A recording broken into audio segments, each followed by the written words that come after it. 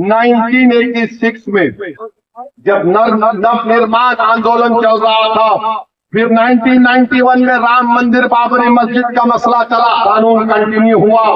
अब बीजेपी ने एक कानून को ऐसा बना दिया 2026 में कि अगर कोई हिंदू या मुसलमान हिंदू को घर बेच रहा है या हिंदू भाई मुसलमान को बेच रहा है, तो बीजेपी कहती है अगर किसी को तकलीफ है, वो तकलीफ अगर उठ गई तो तुम नहीं बेच सकते।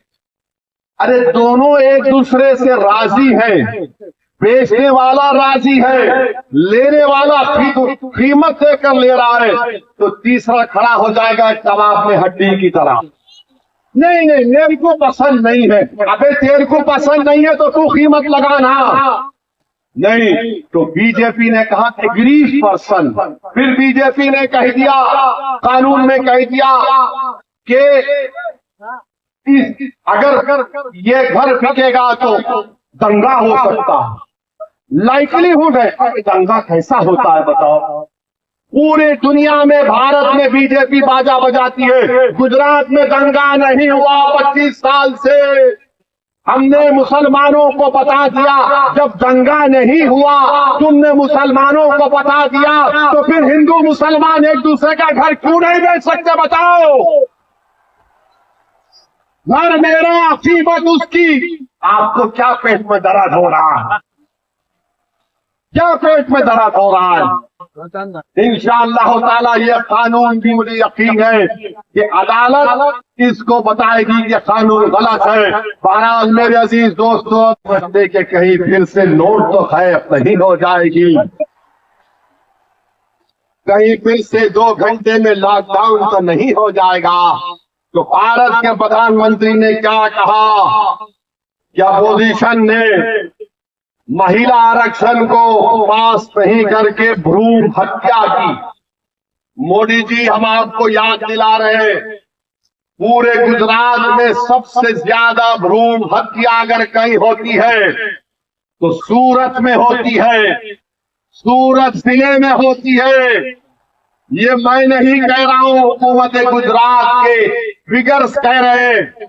835 बेटियां बच्चियां पैदा होती हैं 1000 बच्चों पर। मोदी जी, कभी गुजरात से भी तो मोहब्बत करो, कभी सूरत से तो मोहब्बत कर लो। और पूरे भारत में अगर 1000 बच्चे पैदा होते, 980 या 990 बच्चियां पैदा होती है। बाद जगह पर 1000 बेटियां 1000 बच्चे पैदा होते, वो समाज का नाम क्या है बोलो? वो समाज का नाम क्या है बोलो? बोलो, 1000 बच्चे पैदा हुए तो 990 जाएगी। तो बताओ, जिसको हमने वोट दिया था, क्या हमारी जिंदगी और हमारे माल की हिफाजत हुई?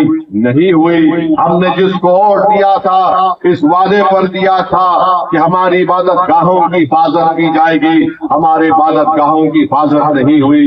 हमने जिसको वोट दिया था, इस वादे पर किया था कि शरीयत में मदाखलत नहीं की जाएगी, मगर जिसको हमने वोट दिया, जब शरीयत के खिलाफ कानून बन रहा था, ये लोग अंधे और बहरे बनकर खामोश बैठ गए। मैं आपको बता रहा हूँ, मैं भारत के कोने कोने में मुझे जाने का अल्हम्दुलिल्लाह मौका मिला। जब मैं मुस्लिम अक़लियत की कमजोरी और कसमापुरसी को देखता हूँ, तो मेरे दिलो दिमाग में एक ही बात पैदा होती है कि जब तक ये समाज सियासी तौर पर मुत्तहिद नहीं होगा और अपनी लीडरशिप को पैदा नहीं करेगा, याद रखिए, इंसाफ कभी नहीं होने वाला है। याद रखो नौजवानों, तुम यहाँ पर आज आकर जमा हुए हो, अगर तुम ये समझ रहे हो कि ओवैसी की तकरीर को सुनकर तुम चले जाओगे, तो तुम बहुत बड़ी गलती कर रहे हो। मैं आपसे कह रहा हूँ नौजवानों कि जब तुम यहाँ से जाओगे, तो मेरा मकसद ये है कि तुम्हारे दिलो दिमाग में तूफान को बर्पा कर दूं। मेरा मकसद ये नहीं है कि मेरे तकरीर के अल्फाज से तुमको जज्बात में लाकर तुम्हारी जबानों से नारों को सुनकर मैं अपनी अना की तस्कीन को पहुंचाऊं। मेरा मुख्य मकसद यही है और मेरी कामयाबी यही होगी कि जब यहाँ से जो आज यहाँ पर है, जो मेरे अल्फाज को सुन रहे हैं, और जहां तक अल्लाह मेरे अल्फाज उन तक पहुंचा रहा है, मेरा मकसद एक ही है।